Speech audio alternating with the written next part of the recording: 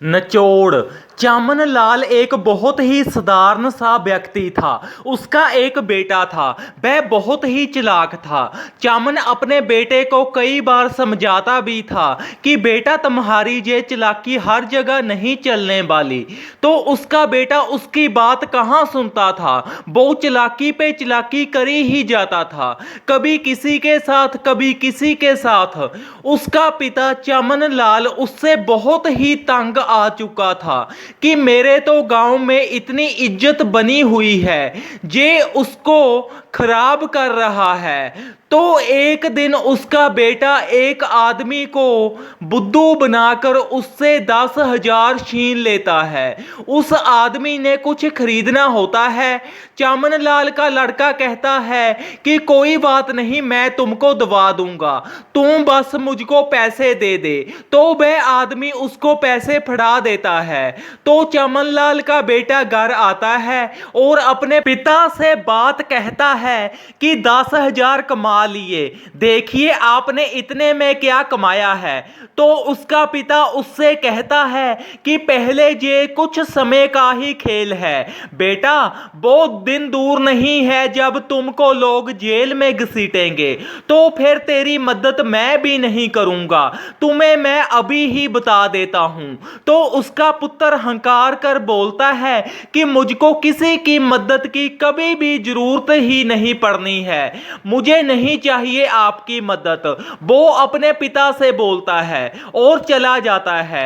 अभी 2 घंटे का वक्त भी नहीं निकलता कि वो आदमी उसके घर आ जाता है। उसको किसी से पता चल जाता है कि ये तो बहुत चालाक है, तेरे पैसे खा ही जाएगा। तो वो उससे अपने पैसे मांगने लग जाता है। और चमन लाल का लड़का मीठियां गोलियां पाने में भी माहिर होता है, क्योंकि चालाक जो होता है तो वो उससे मीठी बातें कर कर घर भेज देता है और उसे ऐसे बोलता है कि तेरा काम तो हुआ मान, ये क्या बात है, काम तो तेरा बट पर पड़ा है, हो जाएगा। तो वो आदमी चला जाता है। तो वो अपने पिता से जाकर बोलता है कि आप ऐसे किसी से नजिठ सकते हो जैसे कि मैंने उसे घर भेज दिया है। तो उसका बाप बोलता है कि बेटा ज्यादा देर झूठ नहीं चलता होता, एक दिन तो ऐसा आएगा ही कि तेरा कटापा होगा और वो भी जल्द ही आएगा। यही आदमी जो आज तैने भेजा है यही तेरा कटापा करेगा। जब तू इसके पैसे मोड़ेगा नहीं और ना ही इसे चीज देगा तो अगले ने तेरा खूब कटापा करना है। तो बेटा फिर बाप की सियानी बात को लाइटली ले लेता है और फिर 2 महीने का समय निकल जाता है। वो आदमी पैसों के लिए उसके घर में गेड़े मार मार हंब जाता है और फिर अगले ही दिन उससे पहले तो बोलता है कि मेरे पैसे ही मुझको वापस कर दे।